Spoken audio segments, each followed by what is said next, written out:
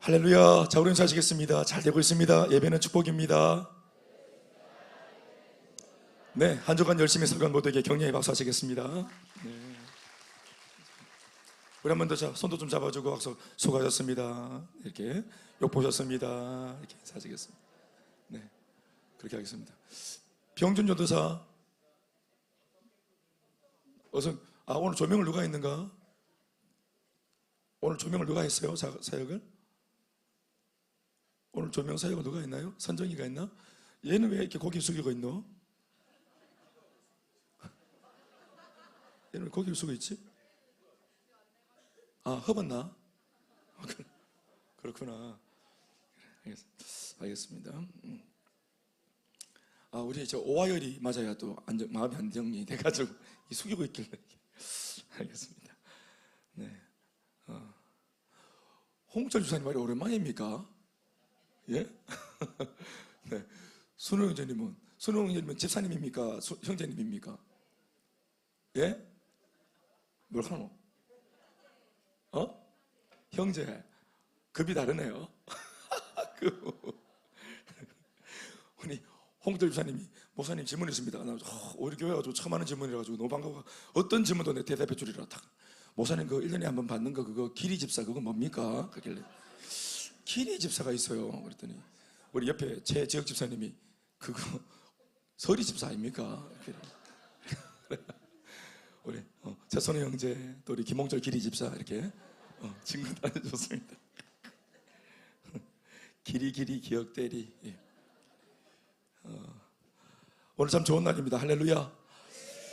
저희 교회는 절기 하나하나를 지키는 교회는 아니라 오늘 사실 종려 주일인데 종려나무 줄기를 흔들면서 예수님 예루살렘에 낙이 타고 입성하신 그날을 기념해 종려 주일로 지키고 또 한 3주 전부터는 사실 사순절로 지키는 그런 지금 절기입니다만은 저희는 또 저희 교회적으로 하는 일들이 또 중요한 일들이 있어서 양육훈련이나 또 행복 모임 하는 일들이나 또 이런 굵직한 사역들이 있어가지고 그런 절기들을 언급을 안 했습니다만은 오늘이 지나 다음 주일이 되면은 부활주일이고요. 이번 한 주는 고난주간으로 지키게 됩니다.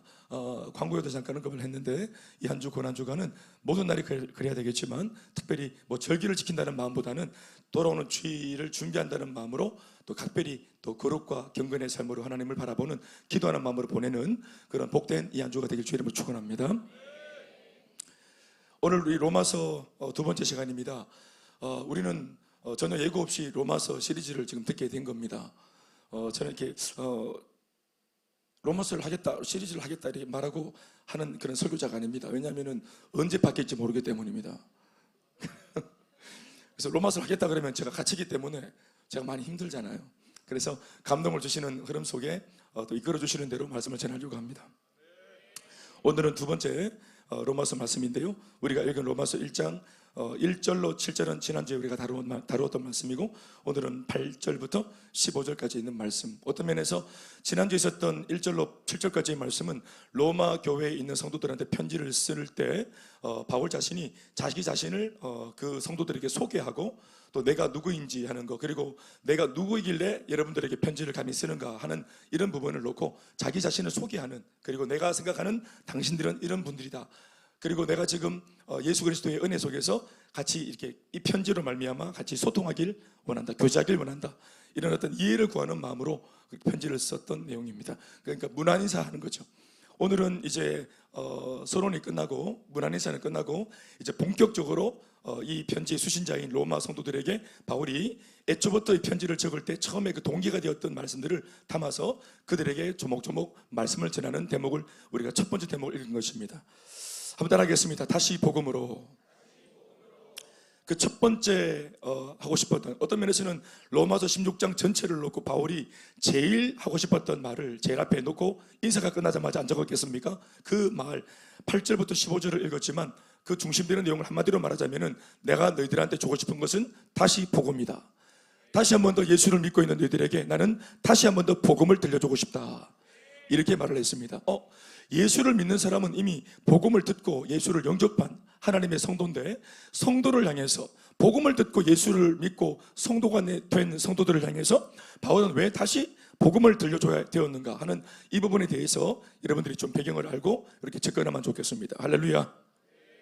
다시 한번 따라하겠습니다. 다시 복음으로. 로마서는 흔히 교회 갱신을 위한 지침서, 교회 갱신을 위한 지침서, 교회 개혁을 위한 지침서라고 알려져 있는 서신서입니다. 교회 역사 가운데 한 시대를 깨웠던 위대한 신앙의 성각자들이 대부분 이 로마서의 말씀을 통해서 주님의 음성을 이 말씀을 통해 들었고, 그 뜻에 따라 교회와 기독교를 올곧게 세워왔기 때문입니다. 초대교회 교부 중 한 사람이었던 성 어거스틴이 그러했고, 종교교육자였던 마틴 루터와 요한 칼빈이 바로 이 로마서의 말씀을 통해서 은혜 받고 자신의 개인의 갱신과 개혁을 경험하고, 그리고 마침내 교회와 시대를 개혁하는 일에 쓰임받았던 인물들이었습니다. 그런 면에서 오늘날에도 동일한 갱신과 개혁이 필요한 모든 우리 같은 그리스도인들과 교회 역시도 이 로마서의 말씀을 통해서 참 진리의 빛을 발견하고, 아멘, 회복되고 새롭게 될 수 있기를 주의 이름으로 축원합니다. 나 새로워져야 되겠다. 나 뭔가 성도이지만 변화가 필요해. 오랫동안 예수를 믿었지만 이래서는 안 돼. 형식적인 그리스도인, 어떤 면에서는 종교주의자, 종교자가 되어 있는 내 삶이 오늘 우리 간증을 했던 자매처럼 교회 안에 있지만 나는 예배자가 아니었고 반주자였다. 달리 집사, 나는 예배자인가 반주자인가? 또 여기도 우리 반주자들이 반주하시는 분들 많이 계시는데, 나는 예배자인가 반주자인가? 오늘 참 지원이가 전국을 찌르는 참 귀한 말씀을 한 겁니다. 여기 있다고 다 성도가 있는데, 여기는 예배자도 또 종교자도 예배를 드리는 게 아니라 예배를 구경하러 온 사람도 있고, 예배를 버티는 사람도 있고 반주자도 있고, 우리 다 아예 섞여 있습니다. 다문화 우리 성도들입니다. 아무튼 내가 뭔가 그렇기 때문에 변화가 필요하다, 나 좀 뭔가 진실된 모습이 필요하다, 이런 분들은 오늘 이 말씀에 귀 기울여 말씀을 잘 듣길 바랍니다. 오늘 우리가 읽은 본문 8절에서 15절까지의 여러 구절의 말씀들은 사실 단 한 구절의 주제 구절을 놓고 그 구절 하나를 설명하거나 혹은 강조하기 위해서 동원되어진 말씀들입니다. 그 하나의 주제 구절이라는 것은 바로 15절에 있는 말씀입니다. 읽어주시겠습니까? 말씀을 다 같이 읽어주세요. 시작. 그러므로 나는 할 수 있는 대로 로마에 있는 너희에게도 복음 전하기를 원하노라. 중요한 말씀인데 한 번 더. 시작.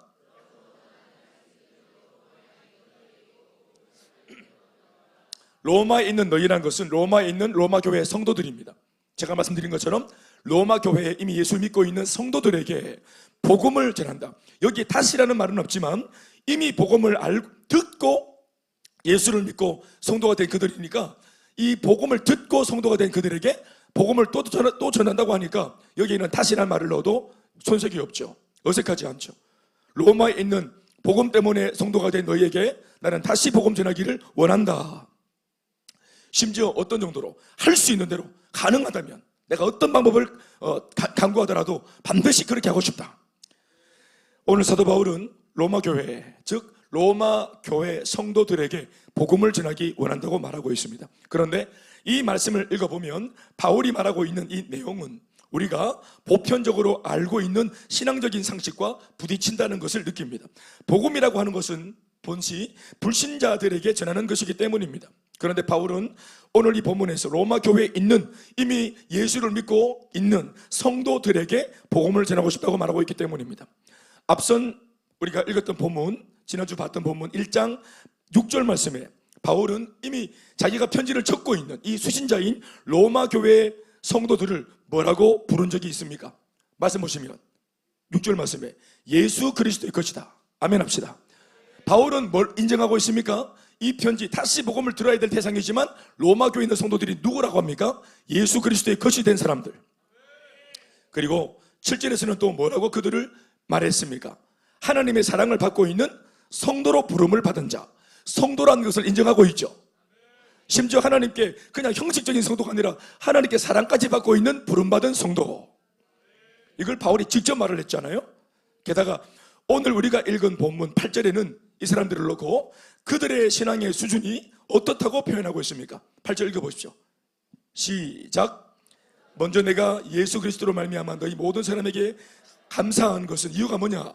너희 믿음이 로마 교회 성도 너희 믿음이 온 세상에 전파됨이로다. 온 세상에 소문이 났기 때문이로다. 아멘 아멘.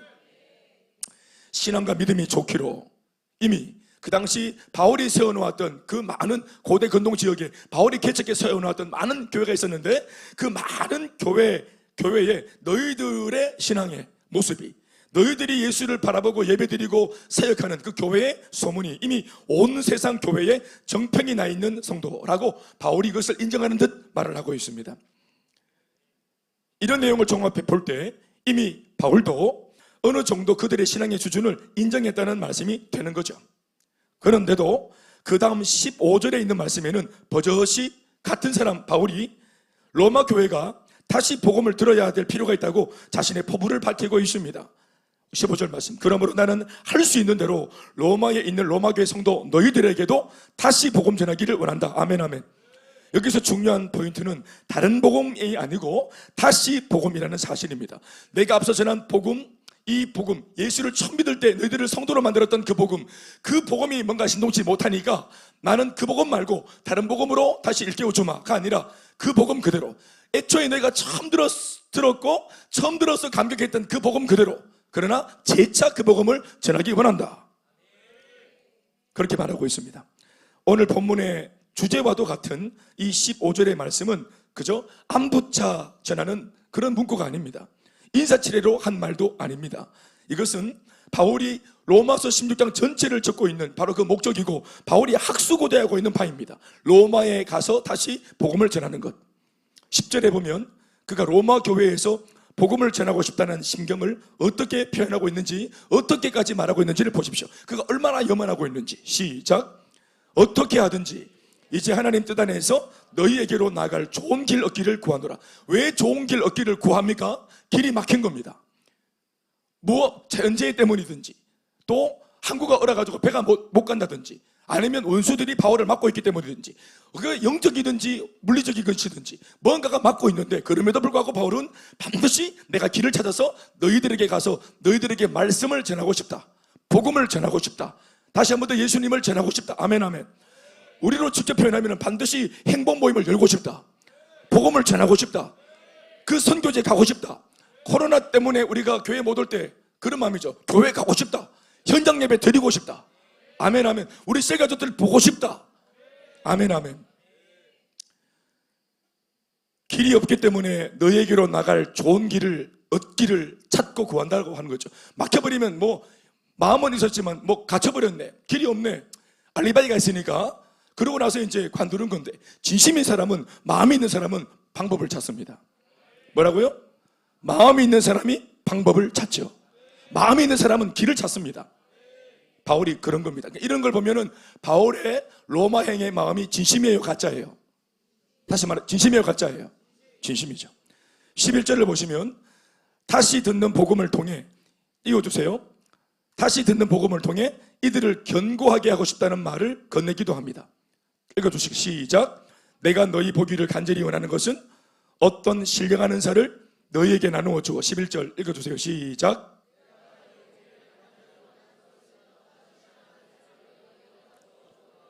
어떤 신령한 은사라고 하는 것은 그들이 다시 복음 그러면 식상할 수 있으니까, 이미 예수를 믿고 있는 사람이 또 복음을 듣는다고?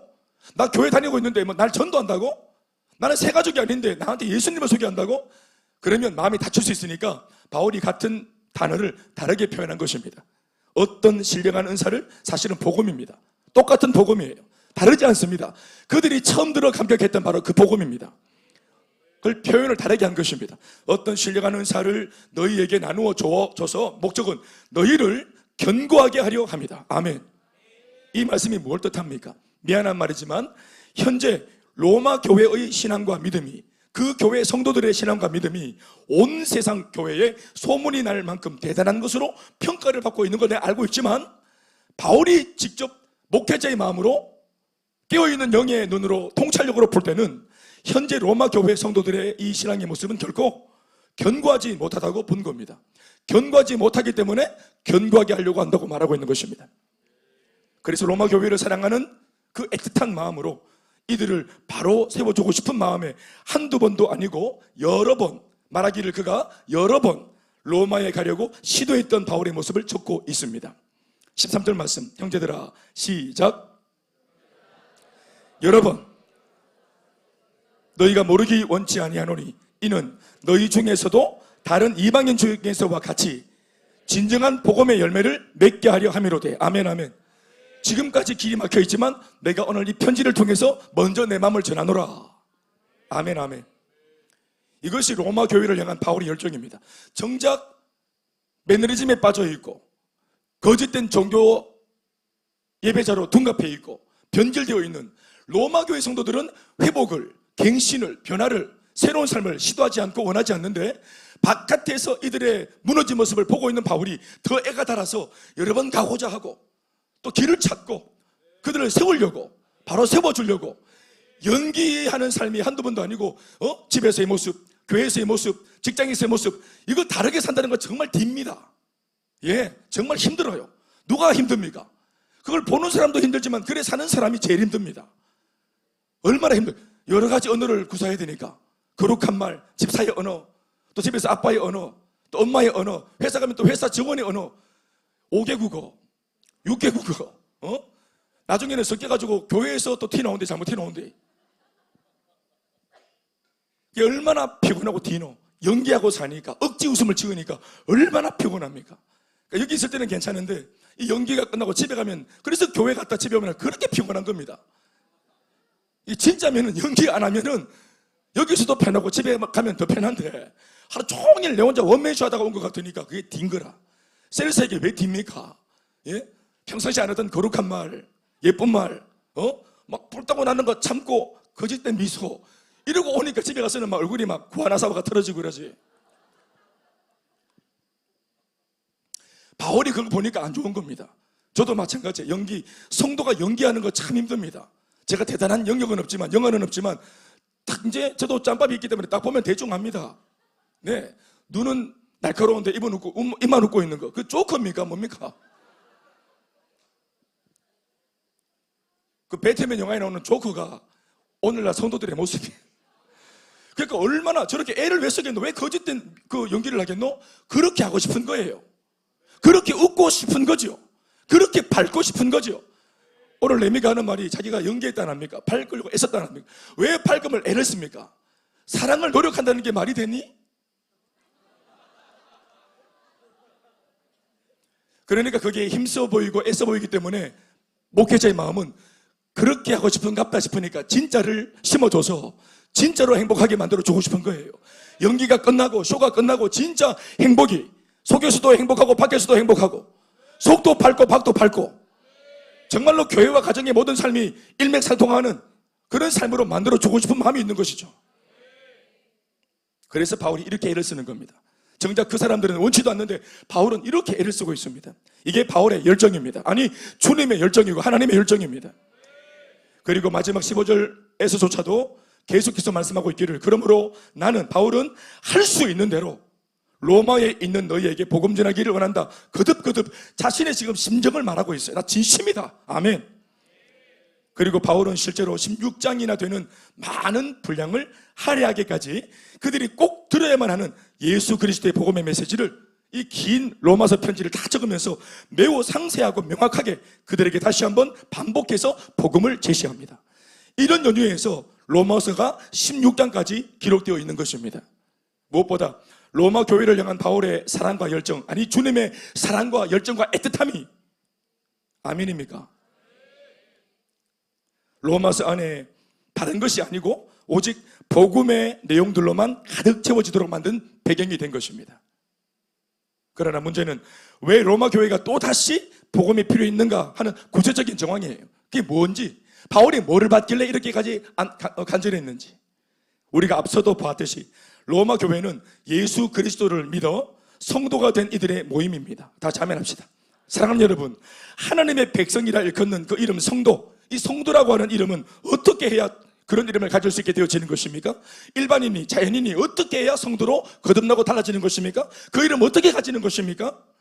예수 그리스도의 십자가와 부활을 통해 나의 모든 죄가 사했다는 사실을, 이걸 인정을 하고, 아멘, 하나님의 의로운 백성이 되겠다고 고백을 할 때, 이 복음을 믿음으로 마음에 받아들일 때, 아멘, 그렇게 할 때 비로소 하나님의 거룩한 백성이라고 칭함받는 성도가 되는 것입니다.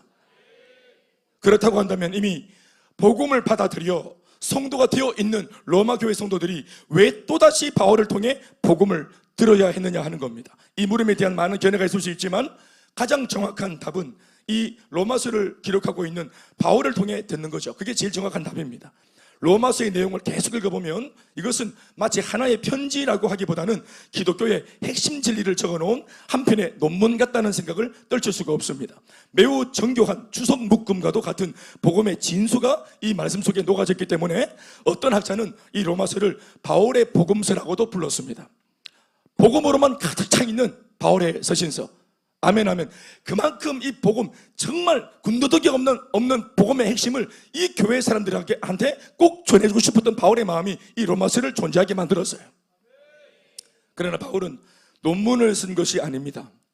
다소 그 내용이 심오한 내용이라고 하더라도 이 모든 편집글의 주된 관심은 로마 교회 성도 한 사람 한 사람을 온전하게 세우기 위함인 것입니다. 지식을 전하기 위해서가 아닙니다. 실제로 그 사람을 세우기 위함이에요. 변화시키기 위함입니다. 다시 말해 신학적인 관점에서 쓴 이 글이 아니고 목회적인 관점에서 영혼을 세우려고 애타는 아비의 마음으로 쓴 글입니다. 이 말씀이.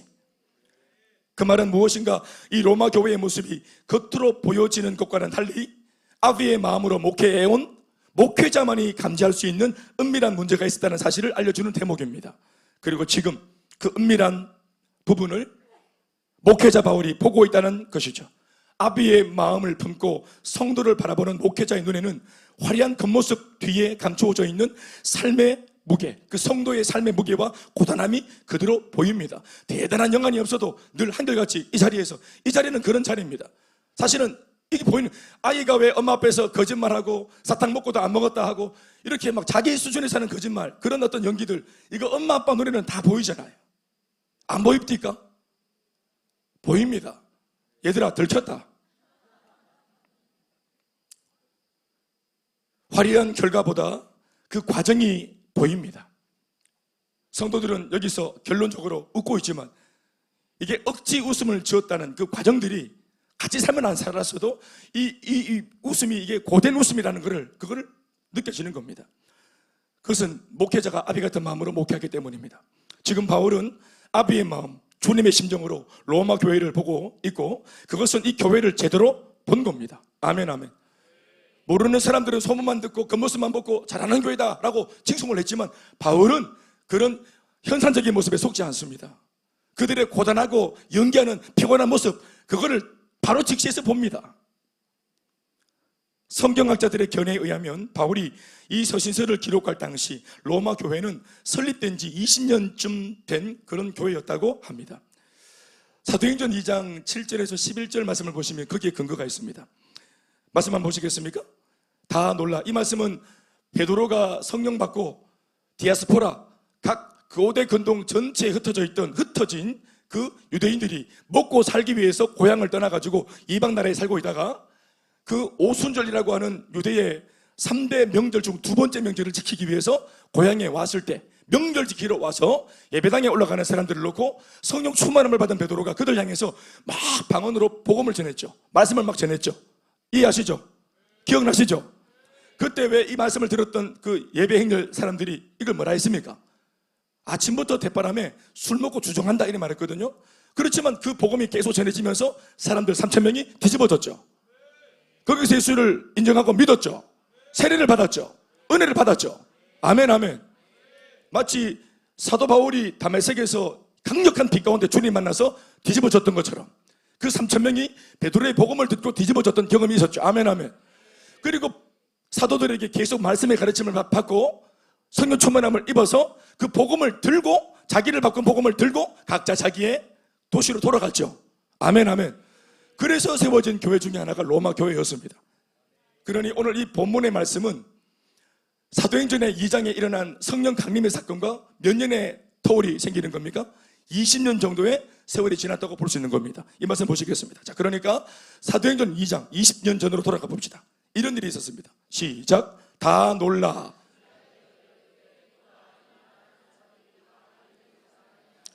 우리가 우리 각 사람이 난 곳 방언으로 듣게 되는 것이 어찌미냐? 9절, 우리는 바데인과 메데인과 엘람인과 또 메소포타미아, 유대와 갑바도기아, 본도와 아시아. 10절, 블루기아와 밤빌리아, 애굽과 및 구레네에 가까운 리비아 여러 지방에 사는 사람들. 여기 중요합니다. 시작. 로마로부터 온 나그네, 곧 유대인과 유대교회에 들어온 사람들. 그러니까 로마로 먹고 살기 위해 갔던 유대인들, 디아스포라 유대인들, 그 로마에 살다가 이제 명절 지키러 들어왔던, 고향으로 들어왔던, 예루살렘에 들어왔던 요 사람들이 명절 지키러 왔다가 아까도 말했지만 베드로를 만나서 뭘 들었어요? 복음을 들은 겁니다. 그리고 오순절 강림한 성령의 체험도 그들이 했습니다. 강력한 체험을 했어요. 말씀을 듣고 예수를 믿고 하나님의 살아계심을 경험했습니다. 그래서 완전히 사람들이 뒤집어진 거예요. 아멘. 그럼 완전히 뒤집어지고 회복되어져서 복음을, 살아있는 복음을 깨닫고 이 복음을 들고 고향으로 돌아간 것이에요.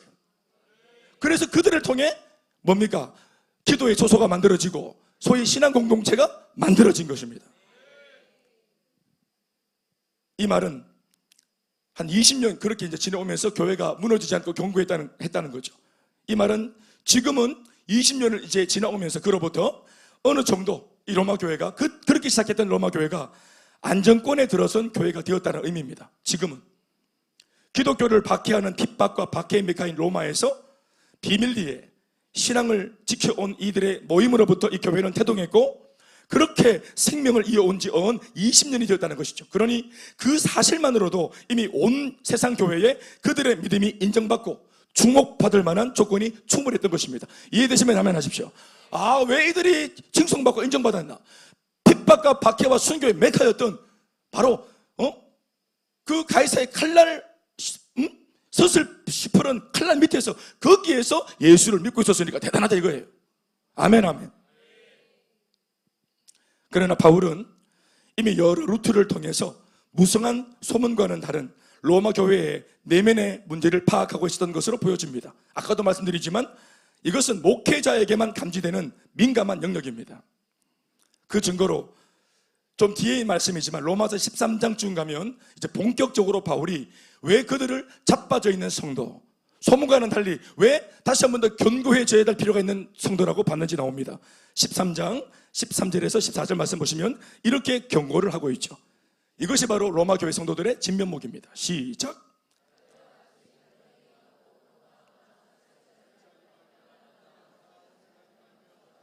(14절) 오직 주 예수 그리스도로 옷 입고 정욕을 위하여 육신의 일을 도모하지 말라. 다 같이 아멘 합시다. 낮에와 같이 단정히 행해라. 안 단정하다 말입니다. 방탕하거나 술 취하지 마라. 그랬다는 것입니다. 음란하거나 호색하지 마라. 왜요? 그랬다는 것입니다. 다투거나 시기하지 말고 그랬다는 것입니다. 오직 주 예수 그리스도로 옷을 입고는 경건하게 사는 것이 아니라 옷은 그렇게 입고는 정욕을 위해 살고 육신의 일을 도모하고 살았는데 그런 이중적인 삶을 살지 말라고 말씀을 촉구했어요. 이것은 겉으로는 잘 드러나 있지 않은 바울만이 목회자이기 때문에 알고 있는 로마 교회 내면의 문제들 중 한 가지였습니다. 그것은 바로 성도들의 이중적인 삶입니다. 아까도 말했지만 그렇게 사는 그들이 고된 겁니다. 고된 거예요. 그게 수고하고 무거운 또 다른 짐입니다. 세속적인 냄새를 풍기는 성도로 계속 변질되고 있었습니다.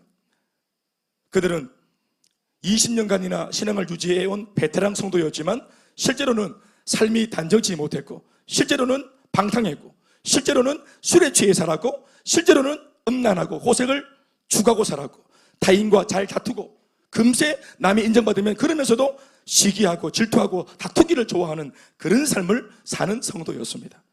바울이 보는 그들의 모습은 13장 방금 읽은 14절에서 표현한 바와 같이 겉모습은 예수 그리스도로 옷 입고 있는 성도의 모습인데 실제 삶의 내용은 정욕과 육신의 일을 도모하는 소위 세속화된 성도였던 것입니다. 예수 그리스도로 옷 입었다 이 말은 그리스도인이란 말입니다. 성도, 진짜 성도란 말이에요. 그것도 그 유명한 로마 교회 출신의 그리스도인, 로마 교회에 다니는 성도, 유명한 교회. 야, 근데 그 유명한 교회 성도가 이런 겁니다. 옛날 제가 부목사로 저쪽 교회에서 담임 목사님 출타 중에 제가 본 예배, 그 산부 예배, 그 대예배를 제가 말씀을 전하고 내려와서 인사를 했었습니다. 목사님 안 계시니까 설교했기 때문에 앞에 서서 이제 나가는 성도 인사했는데 인사하고 또 이제 목사님 은혜 받았습니다. 목사님 말씀 참 은혜 받았습니다. 이러고 나가는 건데 한 처음 보는 것 같은 그 여자 그 권사님 같은 분이 딱 그냥 통치를 봐도 권사님이십니다. 권사님은 이렇게 하여튼 삼각형 하여튼 그래서 딱 봐도 몸이 그분의 자태가 권사님이셨는데 딱 오시더니 손을 내미는데 악수를 딱 했는데 악수를 딱 하더니 손을 꽉 잡아요. 그리고 예 하고 저는 그랬더니 이분이 손을 안 놓고 안 가시는 거예요. 뒤에 줄을 쭉 서 있는데 안 가셔. 병목 현상 안 나가시는 거예요. 얼굴을 쳐다봤더니 이분이 썩으면서 목사님 내 사랑의 교회 출신입니다. 네 서울 사랑의 교회에서 왔어요. 근데 내가 방금 누가 모르겠네. 방금 어쩌라고 누가 그랬나. 나 그런 말 안 했는데 누가 내 대신에 말해줬네. 내 속으로 그거 말하면 안 돼. 속 바깥으로 말하면 안 돼. 성도들은 말하지만 목사님은 말하면 안 돼요. 그래서 어쩌라고 하는 것처럼 나 사랑의 교회 나는 어쩌라고 해요. 우짜라고. 나 서울에 유명한 교회 큰 교회 그 유명한 목사님 있는 교회에서 왔다 하고 손 내밀길래 그래. 아유 또 오늘 가난한 심령이 하나 오셨구나. 응? 인정 욕구가 강한 분이 하나 오셨구나 이런 생각을 했습니다. 로마 교회 성도라고 하는 타이틀이 그런 겁니다. 우리 중에도 그런 분 계십니까? 내 큰순 맑은 샘 출신들 이런 거 아울리치 갔을 때 큰순 맑은 샘 그러니까 그건 나대니까 우리 유미 사모가 싫어하잖아요. 우리 유미 사모가 옛날 그 다른 교회에서 파송받다가 우리 같이 그 다른 교회에서 파송한 단기 선교사였을 때 우리 교회가 하도 설치니까 그때 다른 교회 소속이니까 눈총을 막 주면서 같이 있었던 그 박인찬 선교사 그때는 결혼 안 했을 때 박 선교사 왜 이렇게 별나노 네 교회는 이랬다는 얘기를 내가 돌아 들었지. 그런데 지가 왔네.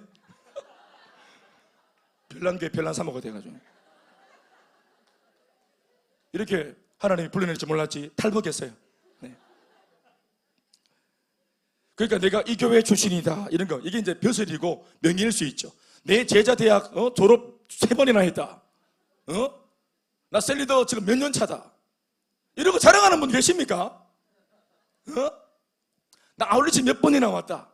이런 거 말이에요. 뭐 하기만 하면 이게 벼슬이 되고 훈장이 되고 이게 감토가 되고 완장이 돼가지고 어깨에 괜히 힘들어가는 거 말이죠.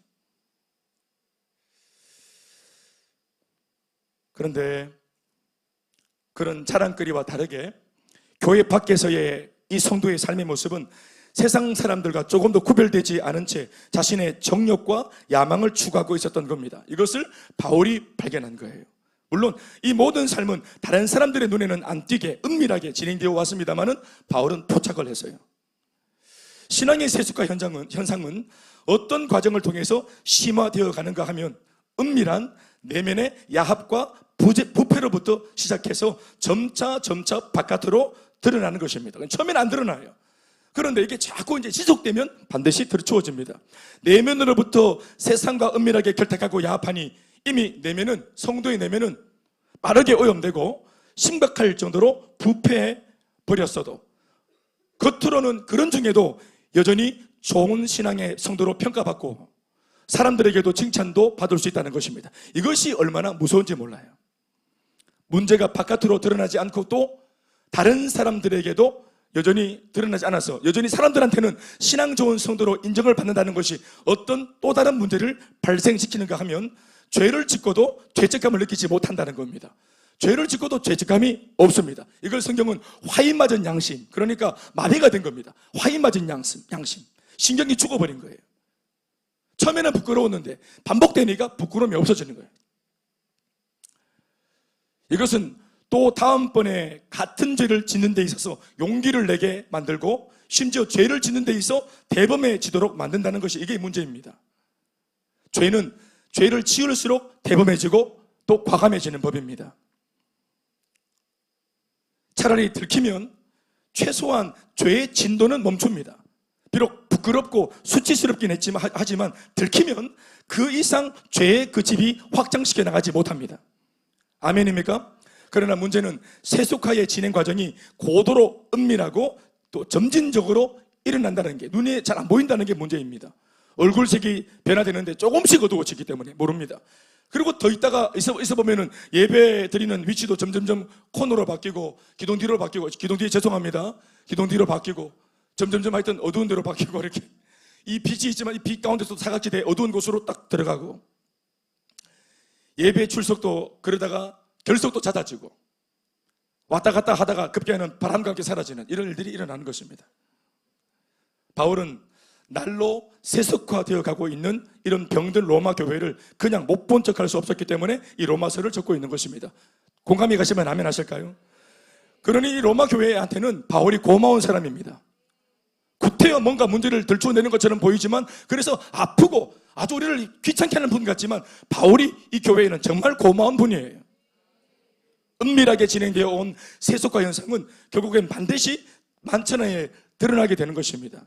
그것이 사탄이 노리는 노림수입니다. 그러니까 그렇게 되기 전에, 더 난리가 나기 전에 바울이 말씀으로 견고하게 잡아주고 있는 것입니다. 그러면 어떻게 됩니까? 만약에 마귀가 노리는 대로 바울의 이런 조치가 없이 이걸 계속 모른 척하고 진도를 빼면 어떻게 됩니까? 이제껏 로마 교회와 로마 교회 성도들을 본으로 삼고 따르고 존경한다고 했던 모든 주변 교회와 성도들이 엄청난 충격을 받게 되는 것입니다. 이게 마귀가 노리는 노림수예요. 너무나 상심하고 실족한 나머지 교회와 기독교를 저주하며 신앙에서 돌아서는 사람들도 무수히 나오게 되어집니다. 우리가 최근 들었던 몇 번의 간증을 통해서 우리가 들었죠. 한번 과거에 그것에 상처를 받았던 사람이 두 번 다시 마음을 못 여는, 교회와 목회자와 성도들에게 마음을 못 여는. 그래서 오늘 이 시대에 안 나가 성도들, 나 교회는 안 나간다, 예수는 좋은데 교회 다니는 성도들이 싫다고, 그래서 가난한 성도들이 지금 이렇게 막 질비하게 온 채널을 돌아다니면서 그렇게 인터넷 폭주하는 거 아니겠어요? 목자가 없습니다. 아니, 스스로 생각하기를 누가 목자자는 거예요? 누가 목자냐는 거예요? 순종하라. 아니요, 순종할 마음이 있는데 누가 내 순종을 감당할 수 있겠냐는 거예요. 틀린 말이 아니죠. 그리고 전도하다 보면은 실제로 이것 때문에 실족한 사람들을 너무 자주 만납니다. 그리고 이런 일이 계속되어지다가 나중에 터지면 어려운 중에도 나름대로 신앙을 지켜오던 그런 초신자들, 믿음 잃지 않으려고 몸부림치고 기도해 오던 그런 진짜 신앙이 진지한 그런 성도들이 영적인 박탈감과 허무함에 영적 침체에 빠질 확률이 매우 높아지는 것입니다. 이 모든 게 바로 마귀가 자기가 한번 딱 잡은 사람을 통해서 교회를 통해서 이걸 세속화시키면서 하려고 하는 짓입니다. 바울이 로마서를 통해 그들을 교훈하고 바로 잡기 전까지만 해도 사실은 이런 패망의 수순을 밟아가고 있던 로마 교회였다는 사실을 우리는 주목해야 됩니다. 바울은 지금 돕고 있습니다. 바울이 그들을 돕고 있습니다. 그래서 정확한 순결한 원색적인 하나님 말씀의 복음으로, 예수 그리스도의 복음으로 그들을 다시 복음을 듣게 하고 복음으로 돌아오게 만들려고 다시 복음을 전하고 있는 것입니다. 다 자면하십시다. 오늘 로마 교회가 왜 이렇게 됐을까요? 그들도 처음에는 절대로 이렇지 않았을 겁니다. 어려운 환경 속에서 민들레 홀씨처럼 날아든 오순절의 역사를 체험하며 베드로 사도가 성령 충만한 가운데 전해줬던 그 복음을 듣고 가슴 뜨겁게 감격하고 처음에는 기쁨으로 반응하면서 심지어 생명까지도 내어놓고 붙들었던 신앙이었을 것입니다. 로마에서 예수를 믿고 교회생활을 한다는 것은 그걸 각오한 거예요. 그러니 그 신앙의 불모지 로마에서 20년을 버틴 거 아니겠습니까? 그러나 고난이 있고 혼란이 있었던 열악한 환경에서는 차라리 그들은 깨어있는 성도였습니다. 바로 다음날 자신들의 신변을 장담할 수 없는 살벌한 환경이었던 터라 그들의 신앙은 그 어떨 때보다도 그 힘겹고 어려운 고난 속에 있었을 때 전부 다 야성이 살아있는 성도였습니다. 그러나 이제 교회가 20년 지나 안정권에 들어서고 제법 주변으로부터 칭찬도 받게 되면서부터 그들 안에 신앙의 야성이 사라져갔던 겁니다. 동시에 복음의 생명력도, 신앙의 생명력도 점차적으로 이 생명력이 사라졌던 것입니다. 신학적인 측면에서 교회를 설명할 때 두 가지로 설명을 하는데, 하나는 지상교회이고 또 하나는 천상교회입니다. 따라합시다. 지상교회, 또 하나는 천상교회. 말할 것도 없이 천상교회는 우리가 가게 될 천국을 의미하는 것입니다. 천국이 천상교회입니다. 그런 의미에서 천국을 상징하는 천상교회는 승리의 교회입니다. 그곳에는 더 이상 뭔가를 싸울 갈등이나 싸움의 대상이 전혀 없습니다. 이미 승리가 되어진 천국교회입니다. 그러나 천상교회와 달리 이 땅에 지상에 존재하는 모든 지상교회는, 저희 교회를 비롯해서 이 땅에 존재하는 모든 교회는 전투해야만 되는 교회입니다. 이 세상은 언제나 신앙과 교회를 위협하는 사탄의 공격이 거세게 일어나고 있기 때문입니다. 그러니 이 땅에 존재하는 지상교회가 만약 지상교회임에도 불구하고 전투하기를 멈춘다면, 기도를 멈추고 예배를 멈추고 신앙의 각 세우고 성도의 성장과 변화를 멈춘다면 그 교회는 그 순간부터 곧장 변질되어지고 세속화가 일어나는 것입니다. 로마 교회처럼 화려한 지난 20년의 세월을 보내왔다고 하더라도 그게 아무리 과거가 화려해도 21년째 되는 다음 해에 그 영적 전투를 멈추기로 결단한다면 그 교회는 곧바로 그 순간부터 원수마귀의 밥이 되고 말 것입니다. 오늘 바로 이 모습이 오늘 우리 한국교회의 모습입니다. 영적 전투를 한다는 말을 오해해서 들으면 교회와 성도가 날마다 삶에서 무엇인가 애를 쓰고 또 싸우고 기를 쓰고 뭔가 공을 세워야 하는 숙제가 남아있는 것처럼 들릴 수 있죠. 이건 되게 수고롭습니다. 그러나 사실은 그거 아닙니다. 우리가 다 알고 있는 바와 같이 이미 우리의 모든 싸움은 2000년 전 예수 그리스도의 십자가 위에서 결판이 났습니다. 영적 전쟁은 이미 그날 그 순간에 결판이 나버린 것입니다. 예수님의 완벽한 승리로 이미 끝이 났습니다. 아멘이십니까? 그래서 그 예수님을 믿는 우리도 이미 승리자입니다. 그러나 오늘을 살고 있는 성도와 교회는 날마다 매 순간마다 이 승리하신 예수 그리스도의 십자가의 승리를 믿음으로 매 순간 내 삶의 현장에서 고백하고 인정하는 삶을 살아야만 합니다. 그것이 나의 삶의 현장에서 이미 승리하신 예수 그리스도를 믿고 인정해야 되는 삶, 능력의 삶인 줄 믿습니다. 또 그 주님의 승리로 인해 나도 예수 믿는 자로서 승리자가 분명하다면 나의 오늘의 삶의 내용이 확연하게 달라질 수밖에 없어야 합니다. 아멘이십니까? 승리하러 나가는 것이 아니라 이미 가지고 있는 승리를 선포하러 나가는 것입니다. 그러니까 삶의 내용이 같더라도 삶을 대하는 태도가 달라져야 하는 것입니다. 수시에 합격한 아이와 아직까지 정시가 남아있는 본고사가 남아있는 아이는 학교 가는 모습이 다릅니다. 물론 초3을부터 학교를 1학기 다닐 때는 모습이 똑같았지만 여름 방학 좀 지나면서 수시가 합격되어서 이미 결판이 딱 난 아이는 학교 갈 때 완전 다릅니다. 다르죠? 달랐죠? 학교 가지만 누리고 가죠? 학교에 막 고단하게 안 가죠? 그렇지 않습니까? 그러나 정시, 본고사가 아직 남아있는 아이들은 학교 갈 때 고달프고 싸움이 있고 갈등이 있습니다. 이미 승리한 사람과 승리를 못한 사람이 똑같이 학교를 가더라도 그 태도가 다른 그와 같은 것입니다. 예수님의 승리가 내 승리라고 믿는다면 직장생활을 하러 갈 때 이기러 가는 것이 아니라 이미 이긴 사람으로서 가는 것이고, 학교를 갈 때 이기기 위해 가는 것이 아니고 행복해지기 위해 가는 것이 아니라 이기고 승리하고 행복해진 사람으로서 가는 것입니다. 아멘, 아멘. 그래서 뭐가 달라집니까? 태도가 달라집니다. 태도가 달라지면, 좋게 달라지면 그 상황을 누릴 수 있습니다. 학창시절을 누릴 수 있습니다. 아멘, 아멘. 군대 생활은 좀 누릴 수 없을 것 같아요. 결혼 생활 누릴 수 있습니다. 우리가 승리했다는 사실을 믿으면. 교회 생활 누릴 수 있습니다. 아멘, 아멘. 가정 생활 누릴 수 있습니다. 그런데 우리가 뭔가 또 싸울 게 있다 그러면 힘들어지는 거죠. 전투하는 교회란 말은 다시 뭔가를 싸우는 게 아니고 이미 승리하신 예수의 승리를 믿고 인정하고 누리고 사는 것입니다. 아멘, 아멘. 바울은 이 교회의 모든 문제의 발단을 다름 아닌 복음이 약해진 것에서 찾았습니다. 복음으로 시작했던 로마 교회입니다. 하지만 교회를 교회되게 하고 성도를 성도되게 하는 그 복음은 삶 속에서 약해지고 희미해지면서 세상이 비집고 들어오는 것입니다. 이 교회가 그랬습니다. 그래서 이 교회를 원상복구시킬 수 있는 유일한 비결은 복음을 다시 듣게 하는 것이라고 바울은 판단을 한 것입니다. 복음으로 시작한 교회는 과정들도 복음이어야 하고 끝도 복음이어야 옳습니다. 시작만 있고 과정 속에는 마치 뭔가를 다 이룬 것처럼 희미해지고 느슨해져서 복음을 희석시키고 그 복음에 물을 타면 반드시 변질이 일어나는 것입니다. 그러니 교회는 다시 복음을 들어야 하고, 아멘, 다시 복음을 이식해야 했던 것입니다. 사랑하는 여러분, 복음은 마치 교회의 심장과도 같습니다.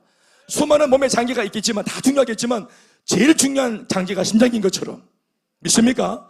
교회를 교회되게 하는 것은 복음입니다. 김치도 나눠주고 또 바자회도 하고 또 하고 하지만 축구하고 다 하고 하지만 교회를 교회되게 하는 것은 복음이에요. 복음이 심장입니다. 그러니 뛰지 않는 심장은 빨리 갈아치워야 되고 이식을 해야 되는 것입니다. 사랑하는 여러분, 우리는 다시 한번 기억해야 합니다. 복음은 우리 신앙생활의 실존이고 오늘도 주님 앞에 살아있도록 만들어주는 우리 삶의 가장 중요한 핵심 가치입니다. 믿습니까? 우리는 이것을 기억해야 합니다. 예수님께서 피로 세우신 로마 교회를 다시 온전케 하기 위해서 실제로 바울이 얼마나 발버둥을 쳤는지를 우리는 마음으로 이 사람의 마음을 헤아려야 합니다. 별난 게 아닙니다. 왜 그렇게 별나게 행동해? 바울이 별나게 행동합니까? 왜 별스럽게 이렇게 자꾸만 그들의 상처를 건드립니까? 감춰놓은 치부를 왜 건드립니까? 이미 그 나물에 그밥되어서 성도들끼리는 너 잘못했다고 아무도 말하지 않고 우리가 꽁꽁 숨겨놓은 곳을 바울은 왜 말씀으로 건드립니까? 여러분, 살리기 위해서입니다. 무엇보다 주님의 그 존귀했던 교회가 내면으로부터 은밀하게 부패해서 조금씩 주님의 몸된 교회가 무너져가고 있다는 것을 알았을 때 이 바울의 마음이 어땠을까 하는 것은 우리가 충분히 알 수 있습니다. 고통스럽죠. 찢겨지죠. 주님의 몸된 교회입니다. 머리는 예수님이고 교회가 곧 주님이십니다.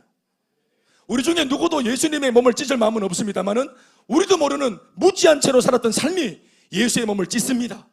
내가 사랑하는 주님에게 욕보이고 싶은 마음이 아무도 없는 거 압니다. 그러나 나도 모르게 내 삶이 예수를 욕보이고 예수를 부인하고, 하나님은 말입니다, 불신자 때문에 마음 아프지 않습니다. 여러분, 그냥 그들을 불쌍히 여기는 것이죠. 하나님은, 예수님은 불신자 때문에 마음 아프지 않습니다. 상처받지 않습니다. 당신의 자녀들입니다. 자녀 때문에 상처받고 자녀 때문에 마음이 아픈 거예요. 옆집 아이 불쌍하지만 상처받지 않습니다. 내 자식이기 때문에 걷길 갈 때 마음이 아프고 상처가 되는 것입니다. 우리는 마음이 없었죠. 우리는 절대로 그렇게 하고 싶지 않았는데 우리도 모르게, 그들도 모르게, 예수 믿는 모든 사람들이 대화해보면 다 주님 사랑해요. 그러니까 우리가 자의로 대놓고 주님을 욕보이고 싶었던 것이 아니에요. 어떤 면에서는 잘못 살고 있고 죄를 짓는 중에도 여전히 주님을 사랑하는 마음이 거기에 같이 공존합니다. 혼재되어 있습니다.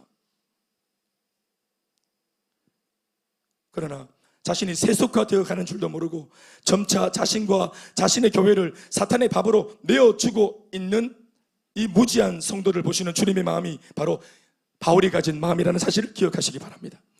황금알을 하나하나 낳아주는 이 거위입니다. 황금알을 낳아주는 거위가 교회입니다. 셀가족 모임이에요. 양육입니다. 예배고 말씀입니다. 오늘 교회가 이 많은 장치를 통해 여러분들의 삶에 황금알을 따박따박 낳아주고 있는 것입니다. 물론 10개씩 20개씩 가지고 싶지만 하나님은 변치 않고 신실하게 항상 매 예배마다 은혜를 주시고 말씀을 통해 깨달을 것을 주시고 양육받으면 성장을 주시고 반드시 황금알을 낳아주는데, 그 황금알을 낳아주는 거위의 고마움을 모르니 칼을 들어 이 거위의 배를 가르는 거예요. 우리의 그릇된 삶으로 이 거위의 배를 가릅니다. 이거 배 가르면 그냥 백숙이에요. 교회를 공격하면 백숙입니다. 여기 뭐 좀 더 잘해보겠다고 세상의 프로그램을 도입하면 교회는 백숙되는 겁니다. 교회의 교회다움은 복음입니다. 영적인 싸움이 이제는 지긋지긋하다면서 그 싸움을 멈추고 일찍이 샴페인을 터뜨리고 무장해제하고 싶은 마음이야 모든 사람에게 다 있는 마음이죠. 누가 싸우고 싶고 긴장하고 싶겠습니까? 교회지만 목사님 좀 느슨하게 좀, 바람도 좀 세고 봄바람 휘날리며 목사님은 뭐 벚꽃도 안 되나 안 빕니까? 오늘 우리 집 그 아파트 내려오니까 벚꽃이 확 폈더라고요. 흐드러지게 폈더라고요. 어제 광주 가가지고 사역하고 저는 일찌감치 일강을 하고 오전에 2시에 오후에 우리 교회 양육이 있었기 때문에 광주에서 빨리 끝내고, 그리고 우리는 뭐 임기원, 유승엽, 저 또 집사람 4명이 다시 돌아와야 했었어요. 또 이 임기원, 유승엽은 또 저랑 같이 2시 또 훈련이었기 때문에 다 돌아오는데 우리 배가 고파서 밥을 먹자 해. 저는 휴게소에서 먹자 했는데 우리 또 형제들이 또 좋은 데 있다고, 우리 그 담양이라 다 보셨어요? 담양 그런 데 가보셨어요? 대나무 유명한 담양, 소세원, 담양. 도시 자체가 되게 이쁘죠? 도시 이름 자체가 담양. 담양스럽지 않습니까? 그래서 우리 담양에 가서, 담양에 여러 가지 먹거리가 많은 것 같은데 담양에 그 국수거리라는 게 있습니다. 국수거리. 그런 게 있어요. 국수거리. 짜다라 국수가 쫙 있다고. 거기서 이제 국수를 먹었어요. 맛있게. 국수보다 중요한 것은 국수. 그러고 나서 딱 국수를 먹고 고개를 들어보니까 배가 부르니까 고개가 들리고 눈이 들리대. 딱 보니까 강이 담양에 아주 그냥 그 초록색 냇가가 쫙 펼쳐져 있고 거기 막 가족 단위로 와가지고 막 보트를 타고 아빠 나 잡아봐 개사고 막 엄마 나 잡아봐 개사고 또 뭐 동네 강아지 풀어가 또 똥 니고 이래 다니면서 바람 쐬고 이래 다니고 막 새가 지저귀고 나비가 날고 또 막 봄바람 살랑살랑 불고 꼭 벚꽃은 피가지고 또 자꾸 날 보러 와요. 이렇게 해서 강력한 유혹들이 광주와 대구 사이에 갈 수가 없을 지경으로 양육하러 가야 되는데, 그때 우리 스치듯 지나가는 우리 교인 집사의 한마디, 목사님 대검반장한테 전화할까요? 전화 몰라 하노. 그런데 정말 더 비참한 것은 제가 잠시 갈등을 했어요.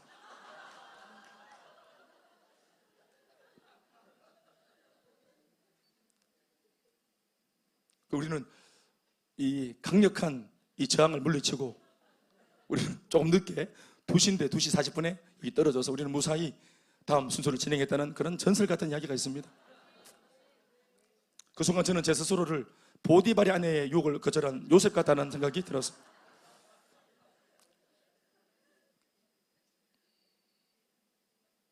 그러니까 영적인 싸움 지긋지긋하다 좀 누리고 살자 이럴 수 있겠죠. 그러나 날마다 승리하신 예수 그리스도를 고백하고 인정하며 살아가는 우리 몫의 영적 전투를 멈추게 되면 여러분, 우리는 이내 곧 교만해지고 기도를 멈추거나 영적 성장을 멈추면 이내 곧 게을러지는 약한 존재라는 사실을 인정해야 합니다.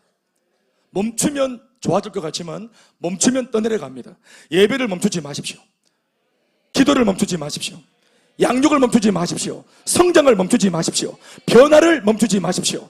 붙든 사역을 멈추지 마십시오. 한때는 잘하다가 어느 정도 안정권에 들어서면서 속빈 깡통이 되어버린 로마 교회의 모습 안에서 우리는 오늘의 우리 자신을 투영해 볼 수 있어야 합니다. 우리 교회가 말하는 영혼을 구원하고 성도를 제자 삼아 세계 복음화를 이루자 하는 이 비전과 사명, 모두가 이때까지 제가 봤을 때 모두가 이거 들었을 때, 처음 들었을 때 모두 다 좋다고 합니다. 대단한 비전, 놀라운 비전이라고 합니다. 그리고 그 비전에 헌신하겠다고 큰 소리도 제법 칩니다. 동참하고 싶다 합니다. 심지어 실제로 사역적인 부분을 흉내내거나 시도하기도 합니다. 저는 많이 봤죠. 그러나 여기에서 중요한 대목이 하나 있는데, 그것은 뭔지 아십니까? 시도하고 도전하고자 하는 그 마음을 지속적으로 한결같이 해나가야 한다는 것입니다. 사랑하는 여러분, 누가 승리자인 줄 아십니까? 끝까지 하는 사람이 승리자입니다. 아멘, 아멘. 주님께서 이만하면 됐다라고 하실 때까지 하는 사람입니다. 물론 진짜 어쩔 수 없는 경우가 있죠. 구조적으로 안 되는 게 있죠. 그러나 그렇지 않은 경우라면 끝까지 가야 합니다. 끝을 각오한 사람은 본전 생각 난다면서 중도의 담양에 머물러 있지 않습니다. 국수 먹으러 갔다가 국수 먹고 목적이 끝났으면은 보따리 사서 다시 양육으로. 할렐루야. 끝을 각오한 사람은 섭섭해하지 않습니다. 그런 것 따위에 아멘 하십시오. 불평과 원망은 그 사람의 사전에 없는 단어들입니다.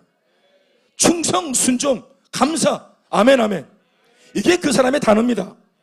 심지어는 모든 것을 잘 해놓고서도 주님 앞에서 더 들으지 못한 것에 송구하다고 말하는 아주 영적으로 겸손하고 매력적인 사람, 매력적인 교회가 되는 것입니다.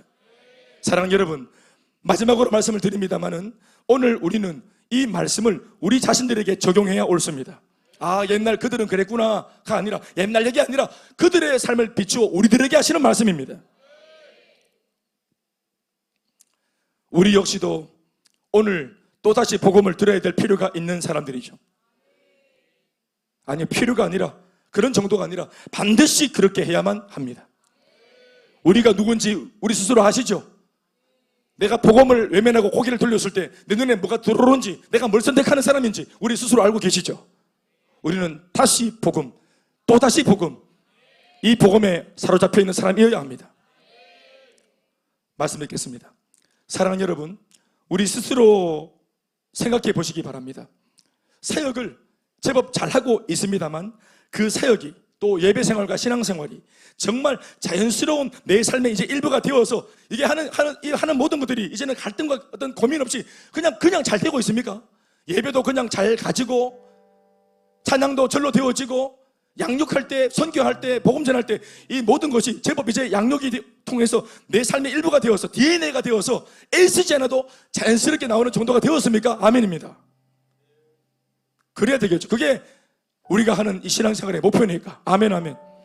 그래서 처음에는 억지로, 의지적으로 갖다가 앉혀놓고 막 앉아있는데도 막 조미 쑤시고, 석유는 뭐 이렇게 기놓게 섞고